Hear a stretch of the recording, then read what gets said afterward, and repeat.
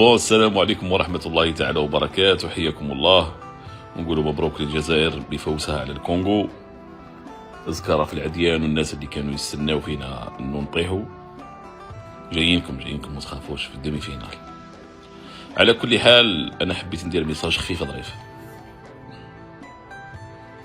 شوف ناس بزاف بعثوا لنا في دي كومونتير وفي البريفي، خصوصا في الخاص، علاه ما تهضرش على الزيادة في المحروقات، الدولة مش مقيمتنا، كيفاه الزيادة هذه تنزاد بلا كدا وكدا.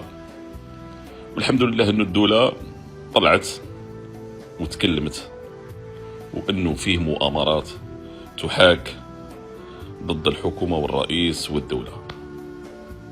على كل حال أنا عندي ميساج للشرفاء، لأبناء هذا الوطن اللي يحبوا هذه البلاد.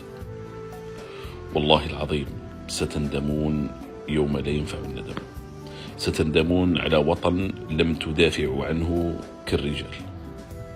والله تبكي بالدم. شوف، أنا ما كاينة حتى حاجة تمنعني أني نتكلم في الأمور الداخلية، مع أنه أنا حوايج بزاف راني ما مش راضي عليهم خلاص كمواطن. ولكن الفرق بيني وبينك أنه أنا أعلم جيدا في خضم هذا العالم المكركب والاقتصاد المترنح ووزارة الحرب الأمريكية اللي بدأت تنفذ في المخططات نتاعها، وفيه دول عربية ستسقط قريب جدا.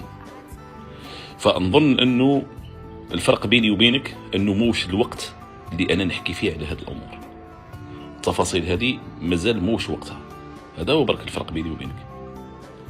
الفرق أنه أنايا كي نبدأ نحكي أنايا ما نخاف غير من اللي خلقني، نحكي في أي شخص وفي أي مجال ولا في أي وزارة ولا في أي ولكن الوقت موش هذا هو باه نبدأ نحكي أنايا، خوفا على واش؟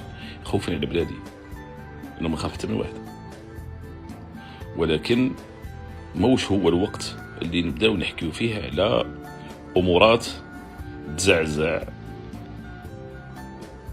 بلاد وتروح بها الهوية. وكو شفتو دول أخرى راهي تبكي الدم، ما عرفش تلم روحها، سواء من ليبيا الجارة وجبت. إن شاء الله ربي يجيب الخير والمواطن يفهم هذا الميساج. السلام عليكم ورحمة الله.